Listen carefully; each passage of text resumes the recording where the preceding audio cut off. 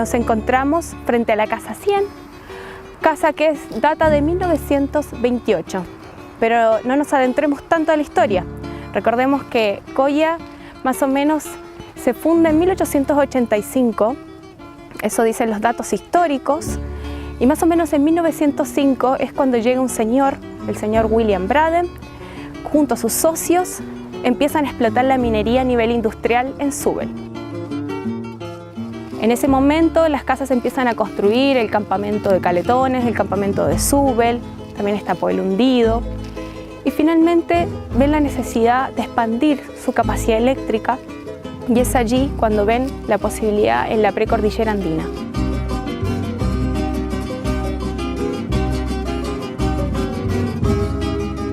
Coya está en la precordillera en la cuenca del Alto Cachapual. Sus socios y William Braden vieron la oportunidad de formar una central hidroeléctrica. Allí cuando nace la Casa de Fuerza y la central hidroeléctrica, más o menos en 1909 y 1919 aproximadamente. Como en Zúbel la situación era muy inhóspita a nivel climático, es allí cuando ven la posibilidad y la necesidad también de crear una casa de descanso en un sector que estuviese cercano y que las condiciones climáticas fueran un poco más adorables. Ven la posibilidad de crear esta casa, la Casa 100. Se llama la Casa 100 por la nomenclatura que normalmente utilizaban los norteamericanos en aquel entonces, no necesariamente porque era la casa que fue construida del número 100.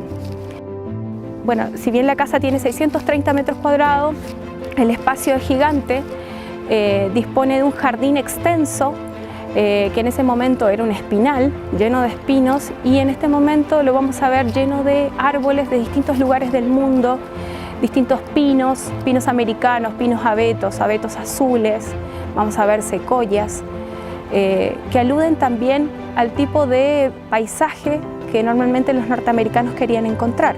El jardinero de aquel entonces de la empresa era Jorge Shima, un japonés que se encargaba de mantener estos espacios.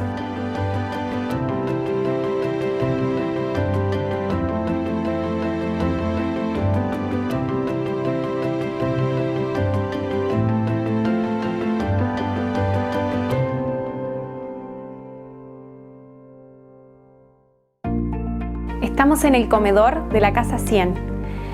En este momento van a poder apreciar un espacio con un hermoso comedor para 22 personas, un comedor que es de madera de lingue realizado por un carpintero en aquel entonces. Aquí afuera había un sector que se llamaba el patio y ahí realizaban todos los muebles de la Casa 100. Otro detalle interesante del comedor es que en la puerta que conecta con la despensa de la Casa 100 y con la cocina americana que tiene tres pequeños agujeritos con un cristal que va por detrás que comunicaba a nivel visual con el personal de la casa. Esto era porque las personas no podían ingresar directamente y es el única área de la casa que no posee citófono. Una cocina de tipo muy americana, tiene muebles de madera cubierta de linóleo. El linóleo es un material que se utilizaba en aquel entonces en Norteamérica, muy parecido a la melamina. Primero van a encontrar una mesita que funciona como isla. También tenemos una despensa de tipo giratoria. En cuanto a la electricidad, en aquel entonces al principio no teníamos electricidad hasta que finalmente se inauguró la central hidroeléctrica. Entonces al principio tenían un sótano en donde guardaban todos sus alimentos. Más adelante empezaron a tener todos los artefactos eléctricos. La cocina y el refrigerador de General Electric, más o menos entre los años 60 y años 70, que se mantienen intactos a la época y funcionan a la perfección. En cada sector de la casa, para poder comunicarse con el personal, tenían citófonos que funcionan de tipo magneto. Se prendía la luz de cada número que aludía a cada citófono, y se encuentra aquí en la cocina porque aquí es donde mayor tiempo pasaba el personal. En este momento nos encontramos como por el sector del que yo le llamo un poco el de visitas. Por un lado tenemos el baño de visitas, que la particularidad que tiene, a pesar de ser un baño más pequeño que los que vamos a ver arriba. Tiene un mármol entero. Es algo muy particular, de más o menos de 1930 también, que van a poder ver aquí en la casa porque en el resto de los baños no lo van a ver. También las luces que se encienden por medio de unas tiritas que aluden también a la arquitectura de la época. También una oficina que era para las personas de la empresa, de trabajo, en donde posee una biblioteca bastante amplia. Nos encontramos en el living de la Casa 100, living o también llamado salón en aquel entonces, un salón de eventos en donde la gente se reunía a hacer diversos eventos sociales de tipo fiestas con las personas que vivían aquí o que venían a hospedarse en aquel entonces.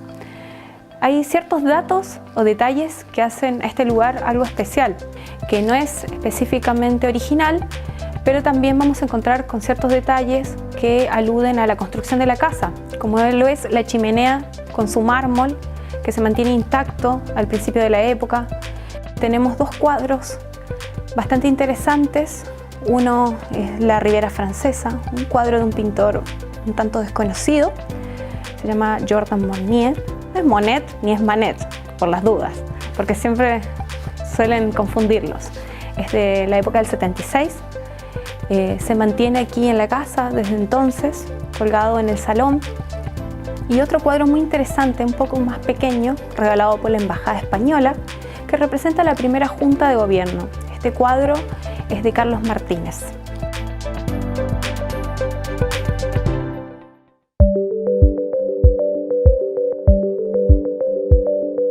En este momento la visual da hacia lo que es la sala de estar, que conecta con el resto de las habitaciones. Es una sala de estar que, si ustedes pueden observar, está equipada como para que una persona venga a hospedarse. La primera consulta que siempre me hacen es si viene gente a quedarse, si todavía hay gente que viene a dormir aquí, en estas camas. Por supuesto que sí.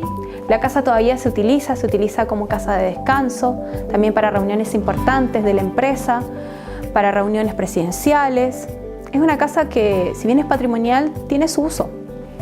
Por eso es que también van a ver ciertos detalles, como lo es un TV o teléfonos o cosas que no son de la época. Las habitaciones lo que tienen de interesante, en particular, son sus closets.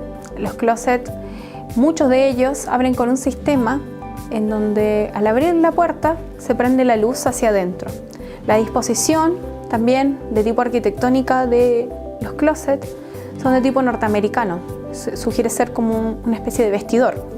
Por fuera muchos de ellos tienen la puerta con espejos biselados que datan de los años 30 aproximadamente. Todo lo que es los elementos decorativos son más o menos entre de los años 40, años 70, inclusive 80 también. La particularidad que tenemos en los baños, que se conectan con no solo una habitación, sino con dos, en este caso la habitación que hemos visto y otra que está contigua. Este es el baño más grande que tenemos en la Casa 100.